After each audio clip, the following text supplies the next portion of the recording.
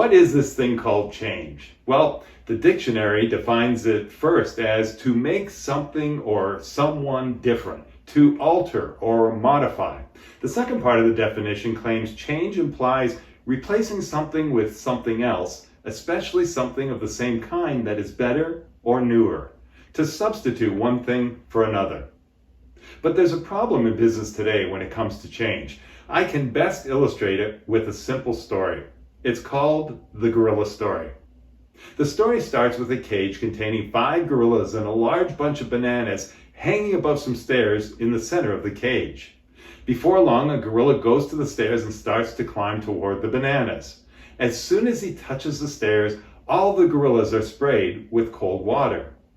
After a while, another gorilla makes an attempt and gets the same result. All the gorillas are sprayed with cold water. Every time a gorilla attempts to retrieve the bananas, the others are sprayed. Eventually, they quit trying and they leave the bananas alone. Well, one of the original gorillas is removed from the cage and replaced with a new one. The new gorilla sees the bananas and starts to climb the stairs. To his horror, all the other gorillas attack him. After another attempt and attack, he knows that if he tries to climb the stairs, he'll be assaulted. Next, the second of the original 5 gorillas is replaced with a new one.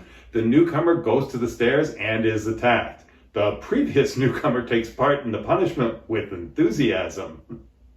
Next, the third original gorilla is replaced with a new one. The new one goes for the stairs and is attacked as well. 2 of the 4 gorillas that beat him have no idea why they're participating in the beating of the newest gorilla or why they weren't permitted to climb the stairs. After the 4th and 5th original gorillas have been replaced, all the gorillas that were sprayed with cold water are gone. Nevertheless, no gorilla will ever again approach the stairs. Why not? Why not? You guessed it, it's what I call the TTWWADI syndrome. That stands for that's the way we've always done it syndrome. Ever hear that before in work? Of course you have. And the first step in driving change through the organization or your team is getting past the TTWWADI syndrome. Here's a great comic that I'll let you read.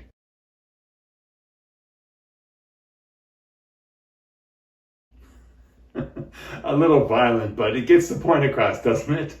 All right, I wanted to give you 3 questions to ask of your organization or just your team to start a discussion that will ultimately address those who are stuck in their thinking.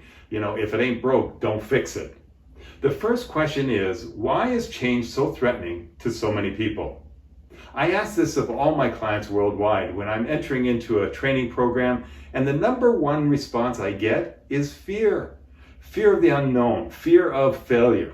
I once heard a trainer say that fear is just an acronym for false evidence appearing real. I like this. Fear may not be real to you, but it's very real to the person experiencing it.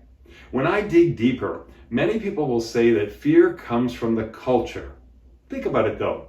How many of you work for an organization that's older than 5 years, 10 years, 20 years?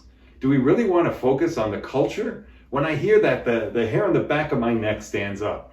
I don't think we can change the culture of any organization that is attempting to do so. I think they're participating in an act of futility if they are. You see, culture is the past. Environment is static, but climate equals constant change. Just like the climate outside is always changing, it's no different in a dynamic organization. The climate is always changing. So I think we need to focus on the climate and make some small tweaks there. I believe that to create a climate where change is good and at least seriously examined, creative organizations must create conditions amenable for creativity and innovation to flourish. The problem, however, is that most organizations in your profession are designed for efficiency, not creativity and innovation. So would you agree that we need to allow people to be a little more creative when it comes to change? I hope you just answered absolutely. The second question to ask your team as it applies to change is, how do we break through guerrilla thinking? How do we break through that, but that's the way we've always done it, syndrome or thinking? Again, when I ask this of client organizations, I get great answers like, make sure the vision for the change is clearly communicated. Make sure there's buy-in at a leadership level. But the most effective way to get past guerrilla thinking, in my opinion, is to create a climate where it's okay to ask questions. Questions like why and why not?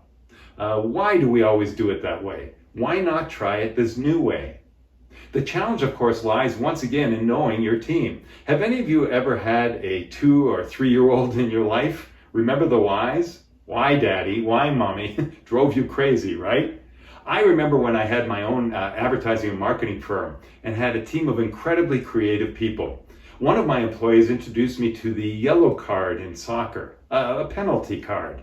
So I got an idea. As you entered my meeting, I gave you 3 yellow cards and told you you had 3 whys during the meeting and to use them wisely, pun intended.